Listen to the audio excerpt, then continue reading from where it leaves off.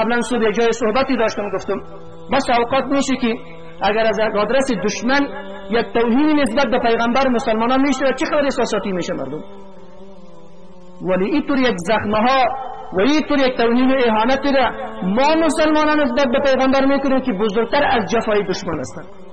خب پیغمبر نام پیغمبر دشمن نام محمد جور میکنن، میگه تروریست بود یا یک کسی بود که اساس و بنیاد ترور و وحشت را در جا میانداخت. یک توهین نسبت به پیغمبر کرد.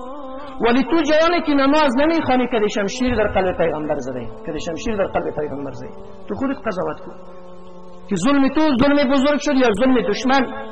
دشمن اگر میشکند حرفی نیست، از دوست بپرسد که چرا میشکند. منصور حلاج را که در دار بلند میکنه، مردم با سنگ چوب میزنن الحق میگه، از خونش الحق نوشته میشه. مریدش که یک بمچه گل میزنه از خیلی اخلاص میگه اخ. مردم میپرسه که با سنگها اخ نگفتی، با پارچه گل با بمچه گل اخ گفتی؟ گفت از دوست اینمی خیلی خطرناک و از دوست اینمی هم درد آور است. امروز اگر دنیای کفر علیه اسلام توطئه میکنه، علیه قرآن توطئه میکنه، علیه قرآن و محمد توطئه میکنه دشمن است. ولی ما مسلمانان که قلب پیغمبر را پریشان میکنیم، دوای از این مرض را بیایم که علاج کنیم. و برها و عقیده بریتان گفتیم که پیغمبر کسی در خواب دید، چشمای پیغمبر تا خون آلود بود، خون از چشمای پیغمبر میگه پایین میشد. گفت یا رسول الله چی شده در حق تو پدر و مادرم فدایت؟ گفت بی‌نمازی در بین جوانای امت مرا به این سرحد رسانده.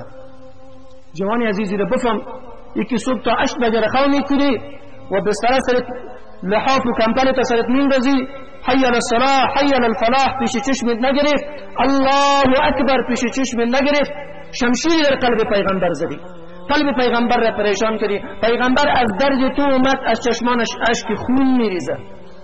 تو بدانی که تو ساده انسانی نیستی، تو امتی پیغمبر علیه السلام هستی. به جفای تو، به ناروایی تو پیغمبر صلی الله علیه وسلم پریشان میشه. اون انسانی که سود میخوره بدونه که پیغمبر را پریشان میکنه، چرا پیغمبر به خاطر از بین بردن سود مبعوث شده بود. اون انسانی که امروز با دشمنای الله، با دشمنای محمد رسول الله دوستی میکنه، قلب پیغمبر را با شمشیر زده، چرا پیغمبر مبعوث شده بود که دین خدا را عزت بده. امروز مردم با دشمنای محمد رسول الله دوستی میکنه.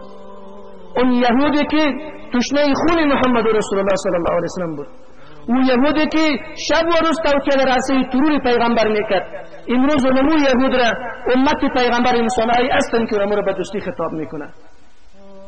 خو انجام اینطور یک امت اونمو عذاب جهنم است. مسلمانان کجا خیر خدا خواهید اینطور یک امت؟